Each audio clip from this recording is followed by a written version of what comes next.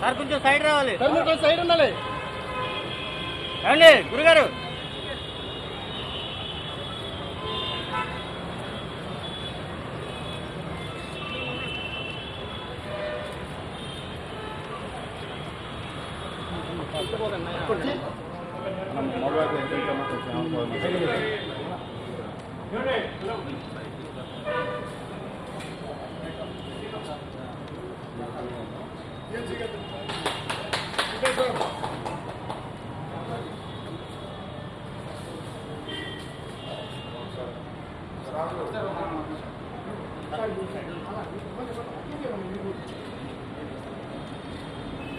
जोहार केएल राव, जोहार केएल राव, जोहार केएल राव, जोहार.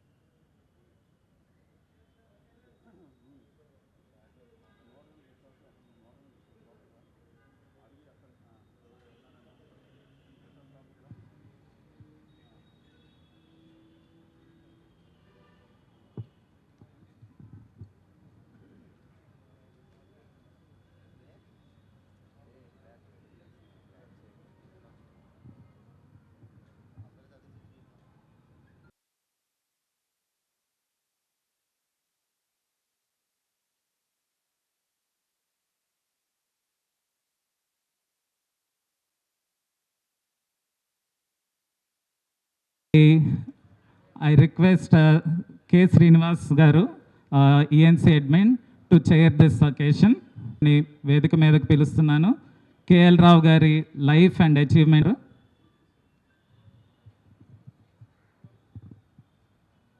అలాగే ఎమ్మెల్యే గారు బొండా ఉమా గారికి, ఈఎన్సీ గారు, రిటైర్డ్ ఈఎన్సీ గారు నమస్కారం.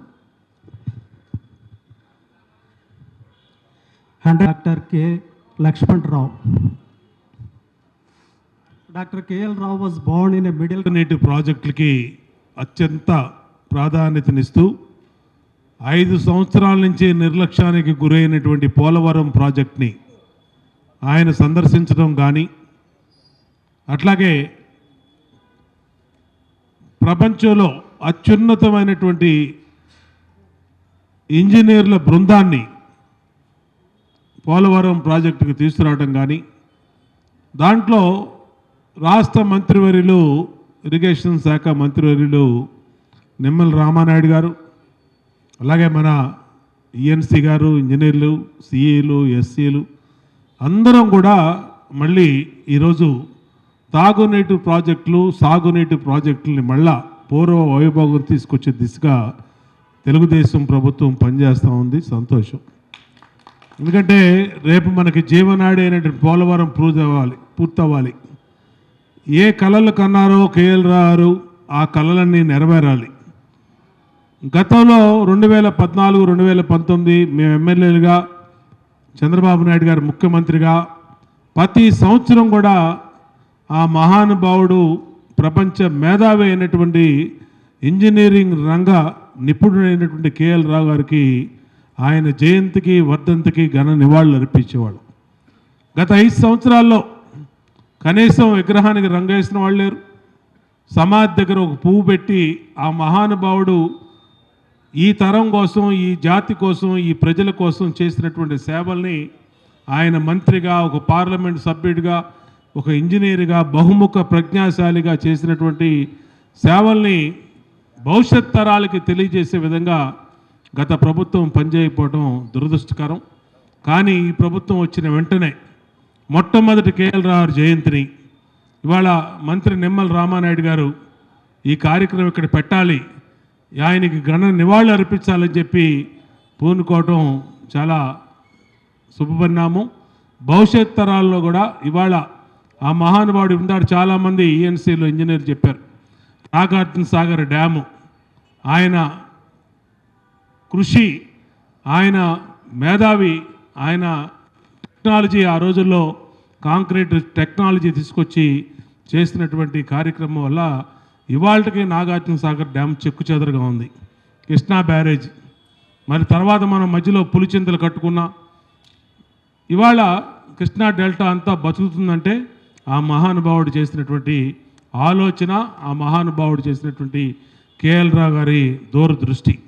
అలాంటి మహానుభావులు చేసినటువంటి సేవల్ని భవిష్యత్ తరాలకి గుర్తుండే విధంగా తెలుగుదేశం ప్రభుత్వం చిత్తశుద్ధితో ఎప్పుడు కూడా ముందుకు తీసుకెళ్లొద్దని తెలియజేసుకుంటూ ఈ కార్యక్రమంలో భాగస్వాములైనటువంటి ఇంజనీరింగ్ పెద్దల్ని, మేధావుల్ని, అలాగే స్థానిక కార్పొరేటర్ మా సోదరుడు చంటి, ఇప్పుడే మాట్లాడిన మా నీటి సంఘ చైర్మన్ గోపాలకృష్ణ గారిని, వెంకటేశ్వరరావు గారిని అడ్వైజరు, అలాగే మిగతాటువంటి ఈఎన్సీ అందరి ప్రముఖుల్ని కూడా పేరు పేరున అభినందిస్తూ ప్రత్యేకంగా మంత్రి నిమ్మల రామానాయుడు గారిని ఈ కార్యక్రమం గుర్తుంచి చేసినందుకు ఆదేశించినందుకు భవిష్యత్తు రాబోయే 5 సంవత్సరాలు కూడా ఈ కార్యక్రమాలు ఇక్కడ జరిగేలాగా మీరు ఇనిషియేట్ తీసుకోవాలని, రాబోయే 5 సంవత్సరాలు ఆ మహానుభావుడికి ఘన నివాళులు అర్పించాలని తెలియజేసుకుంటూ హృదయపూర్వక అభినందనలు తెలియజేస్తూ సెలవు తీసుకుంటాం.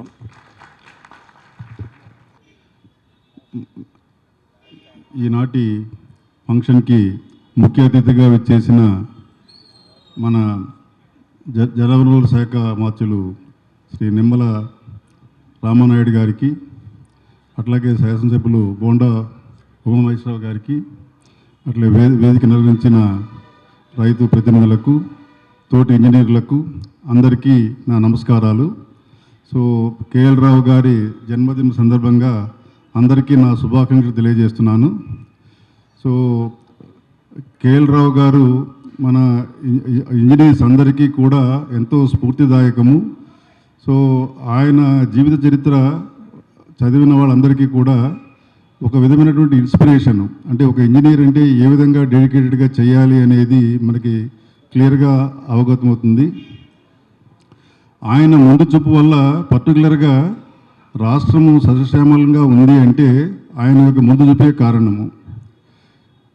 ఇట్లా స్టేట్స్ బైఫర్కేషన్ గురించి ఎటువంటి ప్రపోజల్ లేని కాలంలోనే ఆయన ఇనిషియేటివ్ వల్ల మనకి నాగార్జున సాగర్ ప్రాజెక్టు కన్స్ట్రక్షన్ మొదలైంది. అట్లాగే శ్రీశైలం డ్యామ్ కూడా ఆయన యొక్క ప్రతిభా పాఠవాల వల్లనే ఒక ఇరిగేషన్ ప్రాజెక్టుగా అంటే అప్పుడు అవకాశం లేనందువలన ఒక ఎలక్ట్రికల్ ప్రాజెక్ట్, హైడ్రో ఎలక్ట్రిక్ ప్రాజెక్టుగా ఆయన కన్సీవ్ చేయడం జరిగింది. ఈ ప్రాజెక్ట్స్ వల్లనే మనకి స్టేట్స్ రీఆర్గనైజేషన్ అయిన తర్వాత, లింగ్విస్టిక్ బేసిస్ మీద స్టేట్స్ బైఫర్కేషన్ అయిన తర్వాత మన ఆంధ్రప్రదేశ్కి కృష్ణాలో 811 టీఎంసీలు వచ్చాయి అంటే ఆయన ముందు చూపుతో టేకప్ చేసిన ఈ నాగార్జున సాగర్, శ్రీశైలం ప్రాజెక్ట్స్ వల్లనే అది పాసిబిలిటీ వచ్చింది. అదర్వైజ్ మనకి అసలు ఈ వాటా మనకి వచ్చేది కాదు. మనము ఈరోజు మనం ఏదైతే కమాండ్ ఏరియా డెవలప్ చేసుకొని పంటలు పండించుకోగలుగుతున్నామో, సో దానికి కారణమైతే ఆయన ముందు చూపే. సో ఇది మనం ఆయన యొక్క కృషిని కానీ, ఆయన చేసినటువంటి తపన రాష్ట్ర అభివృద్ధికి కానీ, దేశ అభివృద్ధికి కానీ మనం స్ఫూర్తిదాయంగా తీసుకొని మన యంగ్ ఇంజనీర్స్ అందరూ కూడా సో మన స్టేట్ని కూడా ఆ విధంగా అభివృద్ధిలో నడపాలని కోరుకుంటూ నాకు ఈ అవకాశం ఇచ్చిన ఆర్గనైజర్స్కి నమస్కారం తెలుస్తూ ముగిస్తున్నాను. Thank you very much.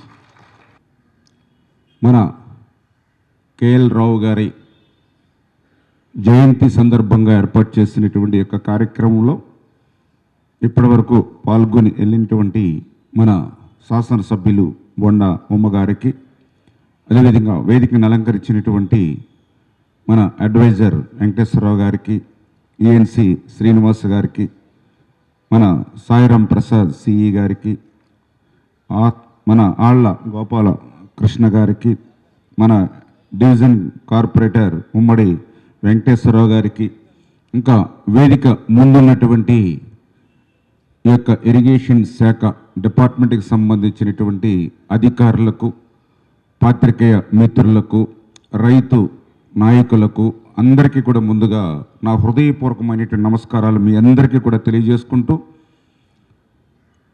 Andhra Pradesh రాష్ట్రంలో మనవాడు మన తెలుగు బిడ్డ కేఎల్ రావు గారు మరి జయంతోత్సవాల్ని ఘనంగా నిర్వహించాలనేటువంటి ఆలోచన ఆ రోజు మరి చంద్రబాబు నాయుడు గారు ముఖ్యమంత్రిగా ఆ రోజు 14లో ప్రమాణ స్వీకారం చేసినప్పుడు మరి ఆయన ఆలోచనలకు అనుగుణంగా ఆ రోజు 5 సంవత్సరాలు కూడా మరి ఆ యొక్క జయంతోత్సవాలు నిర్వహించడం జరిగింది.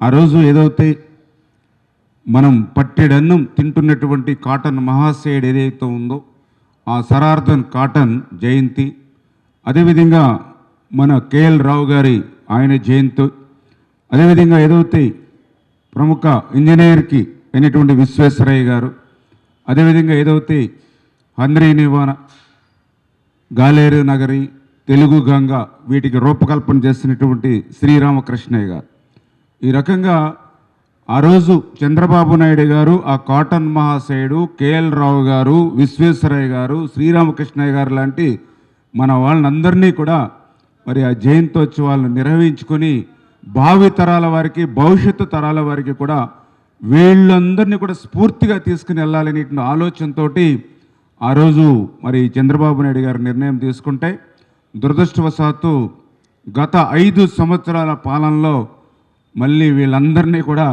మరుగున పడేసి మళ్ళీ భావి తరాలు, భవిష్యత్తు తరాల వారికి వీళ్ళ స్ఫూర్తి మరి అందనివ్వకుండా చేసినటువంటి పరిస్థితి, దుస్థితి చాలా చాలా దురదృష్టకరమైన విషయం.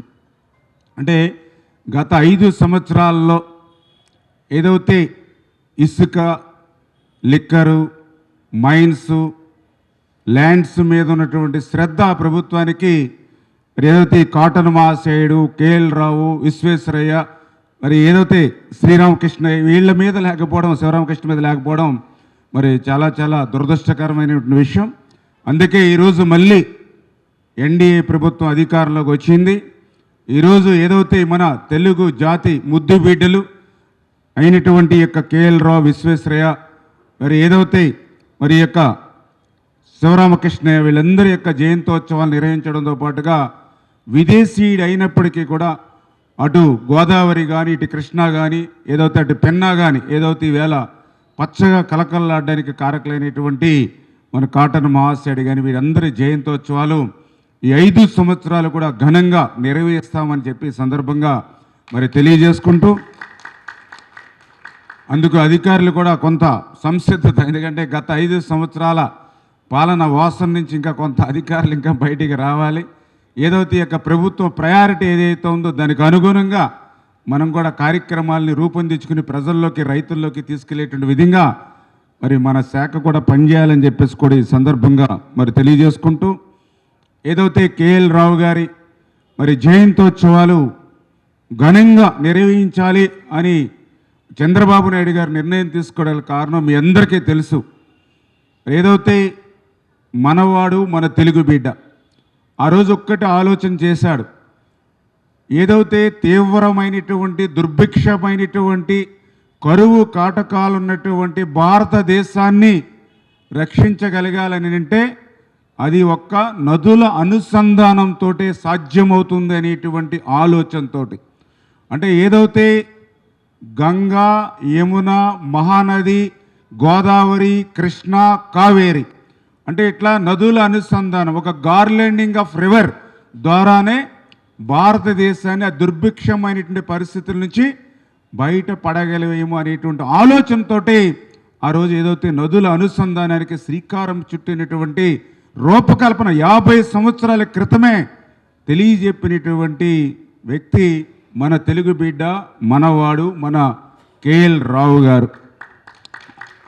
అంతేకాదు ఏదైతే ఆయన చరిత్రను మనందరం కూడా చూస్తూ ఉంటే చాలా, ఎందుకంటే ఈ దేశంలో ఏదైతే గ్రావిటీ డ్యాములు కానీ, ఆర్చ్ డ్యాములు కానీ, కాంక్రీటు డ్యాములు కానీ, ఏదైతే రాతి ఆనకట్టలు కానీ, ఇంకా ఏదైతే ఇతర అండర్ గ్రౌండ్ విద్యుత్ ఉత్పాదక కేంద్రాలు కానీ, ఇట్లా పెద్ద పెద్ద నిర్మాణాల దగ్గర నుండి చిన్న చిన్న నిర్మాణాల వరకు కూడా మరి ఎటువంటి విదేశీ నిపుణుల అవసరం లేకుండా ఈ దేశంలో నిర్మాణం చేయగలిగామని అంటే అది కేఎల్ రావు గారి యొక్క సమర్థత అనే విషయాన్ని కూడా ఈ సందర్భంగా మనం గుర్తుపెట్టుకోవాలి.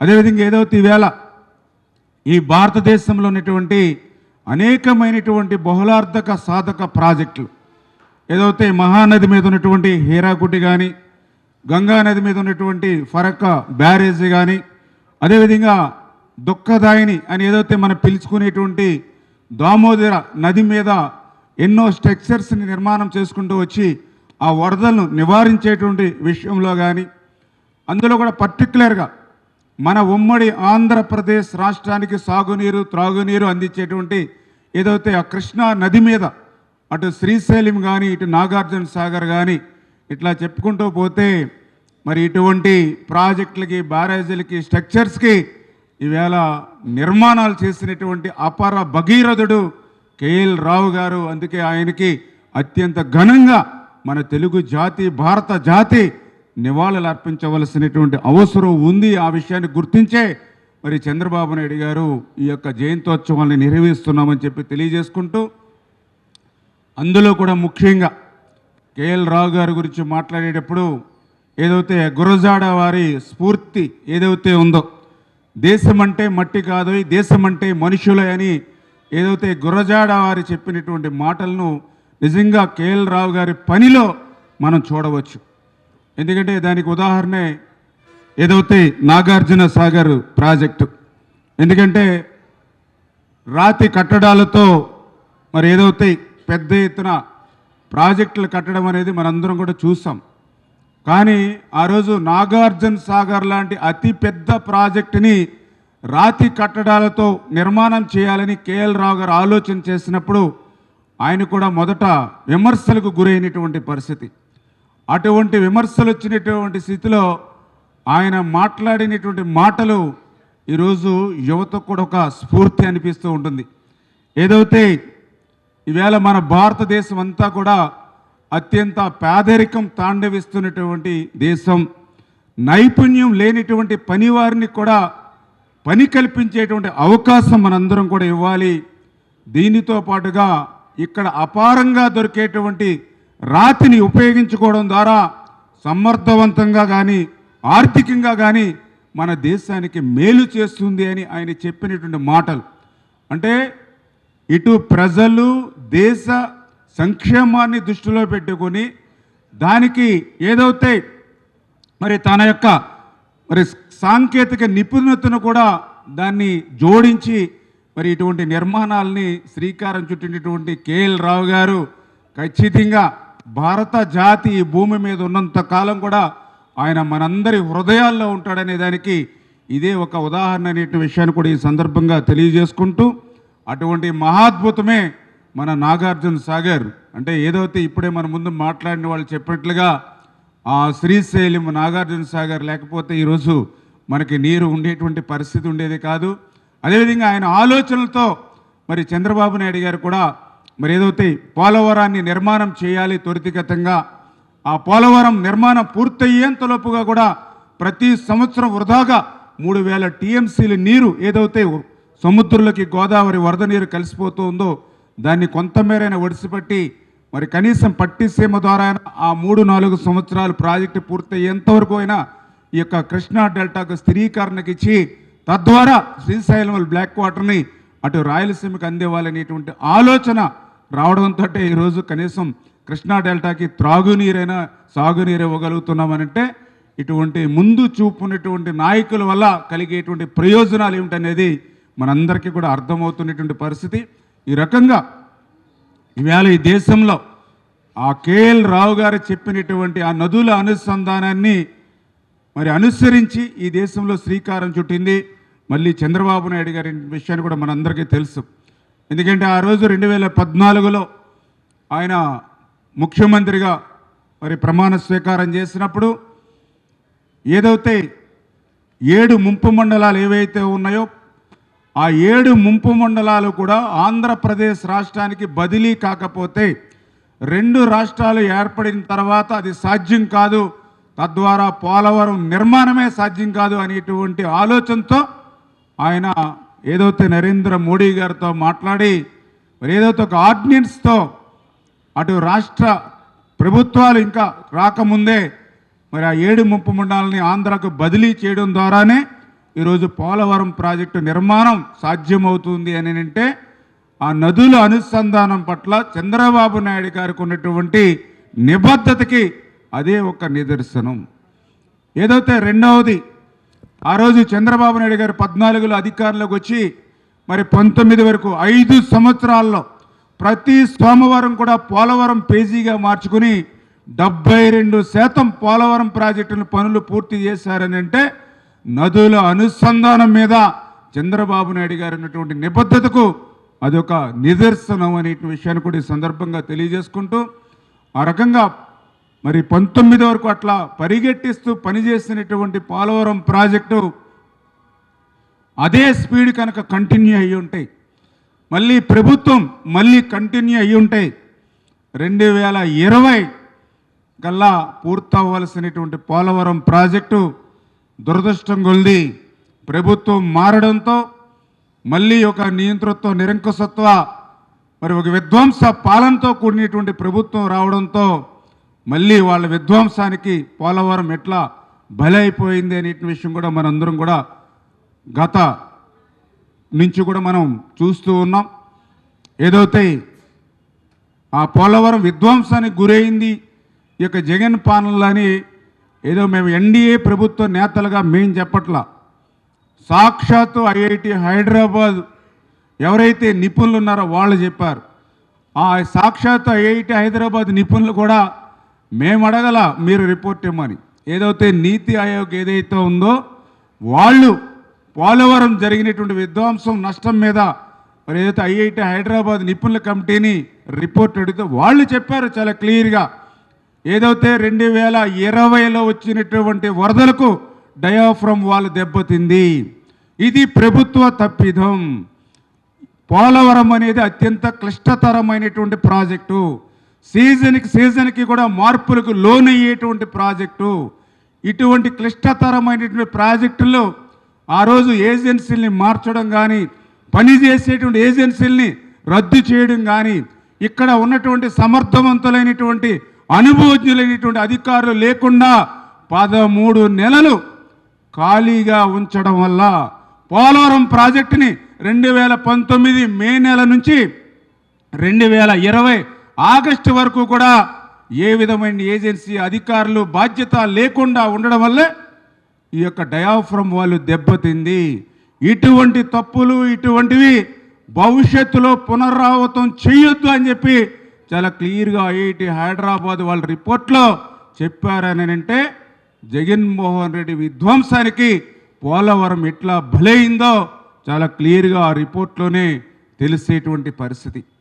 మొన్న కూడా మేము ఏదైతే చంద్రబాబు నాయుడు గారు ముఖ్యమంత్రిగా ప్రమాణ స్వీకారం చేసిన తర్వాత తన తొలి క్షేత్ర పర్యటన పోలవరం పెట్టుకున్నారని అంటే నదుల అనుసంధానం మీద ఇరిగేషన్ మీద ఆయనకున్నటువంటి మరి ప్రాధాన్యత ఏంటనేది మనందరికీ కూడా అర్థమవుతున్నటువంటి పరిస్థితి. మరి ఆ రోజు పోలవరం క్షేత్రస్థాయి పర్యటన చూస్తే మరి చంద్రబాబు నాయుడు గారు కూడా ఎంతో ఆవేదన వాళ్ళ కళ్ళల్లో మనసులో కనిపించినటువంటి పరిస్థితి. ఎందుకంటే ఏదో డయాఫ్రమ్ వాళ్ళు ఒక్కటే దెబ్బతినడం కాదు, అక్కడ ఉన్నటువంటి భౌగోళికమైనటువంటి పరిస్థితులు కూడా విధ్వంసంతో ఎట్లా బలైపోయిందో అక్కడ కనిపిస్తున్నటువంటి పరిస్థితి.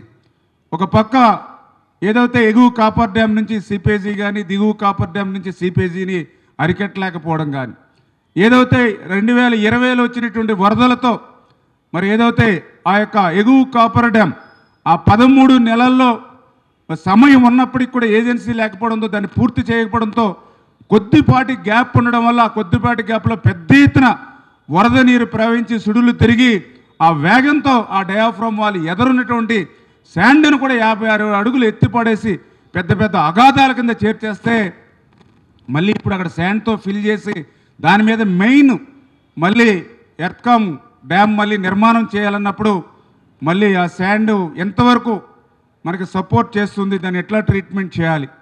అదేవిధంగా ఆ గ్యాప్ 1కి సంబంధించినటువంటి ఆ ఏదైతే బండ్ ఏదైతే ఉందో అది 250 మీటర్లు ఉండవలసింది ఆ యొక్క ఫ్లడ్కి మరి 150 మీటర్లు కొట్టుకుపోయి ఇప్పుడు 100 మీటర్లే మాత్రం మిగిలి ఉంది. అంటే ఏదైతే భౌగోళికంగా కూడా ఆ ప్రాజెక్టుకి ఉపయోగపడేటువంటి అంశాలు కూడా ఈ జగన్ విధ్వంసానికి బలి అయిపోయి పోలవరం ప్రాజెక్టు పురోగతి అటుంచి 5 సంవత్సరాల్లో పురోగతి అటుంచి మరి 20 సంవత్సరాలు తిరోగమనానికి వెనక్కి నెట్టేసినటువంటి పరిస్థితి దుస్థితి గత 5 సంవత్సరాల పాలనలో చూసినటువంటి పరిస్థితి. ఏదేమైనా మళ్ళీ ఒక పరిపాలన దక్షత, ఒక ముందు చూపు ఉన్నటువంటి నాయకుడు చంద్రబాబు నాయుడు గారు ఆయన ఆలోచనలకి అనుగుణంగా ఈ రాష్ట్రం మీద తెలుగు జాతి మీద ముందుకు తీసుకెళ్ళని ఆలోచనతో పవన్ కళ్యాణ్ గారు మరి వీరికి ఎప్పుడు కూడా సాయం అందించేటువంటి విధంగా కష్టాల్లో ఉన్నటువంటి ఈ రాష్ట్రానికి సాయం అందించేటువంటి విధంగా అటు నరేంద్ర మోడీ గారు, ఎందుకంటే 2014లో రాష్ట్ర విభజన వల్ల జరిగినటువంటి నష్టం కంటే గత 5 సంవత్సరాల జగన్ పాలన వల్లే ఆంధ్రప్రదేశ్ రాష్ట్రానికి ఎక్కువ నష్టం జరిగింది. అని చేత ఏదైతే ఇక్కడ చంద్రబాబు నాయుడు గారు పవన్ కళ్యాణ్ గారు వీరిద్దరికీ మరి అండగా నరేంద్ర మోడీ గారి యొక్క సహకారంతో రాబోయేటువంటి రోజుల్లో ఈ సవాళ్ళనన్నింటినీ కూడా ఒక్కొక్కటి ఎదుర్కొని మళ్ళీ ఏదైతే కేఎల్ రావు గారు కలలు కన్నటువంటి ఆ యొక్క నదుల అనుసంధానాన్ని మరి ఏదైతే గోదావరి నీటిని ఏదైతే కృష్ణా నదికి తీసుకొచ్చి ఈ యొక్క కృష్ణా డెల్టా స్థిరీకరణతో పాటుగా ఏదైతే ఎక్కడ బ్యాక్ వాటర్ శ్రీశైలం నుంచి అటు రాయలసీమకు తీసుకెళ్ళి అదేవిధంగా ఏదైతే అటు లెఫ్ట్ కెనాల్ నుంచి ఉత్తరాంధ్ర సుజల స్రవంతికి తీసుకెళ్ళి అంటే అట్లా గోదావరి జలాలు ఆంధ్రప్రదేశ్ రాష్ట్రం అంతా కూడా ప్రవహించేటువంటి విధంగా భవిష్యత్తులో ఆ కేఎల్ రావు గారి యొక్క ఆలోచనలకు అనుగుణంగా మరి చంద్రబాబు నాయుడు గారి సారథ్యంలో మేమందరం కూడా పనిచేస్తామని మరొక్కసారి మీ అందరికీ కూడా తెలియజేసుకుంటూ ఆ రకంగా కష్టపడి మేము పనిచేసేటువంటి పనిది ఆ యొక్క కేఎల్ రావు గారికి మేము ఇచ్చేటువంటి ఘనమైనటువంటి నివాళులు అని చెప్పి ఈ సందర్భంగా తెలియజేసుకుంటూ సెలవు తీసుకుంటున్నాం. Thank you. ఎక్కువ కాలం గోదావరి డెల్టాలో పనిచేశారు. ఎప్పుడు రబీకి నీటి ఎద్దడి వచ్చినా కూడా ఈయన ఎక్కడున్నా కూడా ఈయన్ని పిలిపించి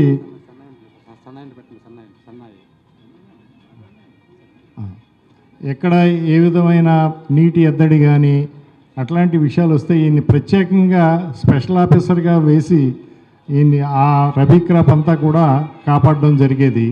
ఈయన చేసిన సేవలకి మంత్రి గారు సత్కరిస్తున్నారు.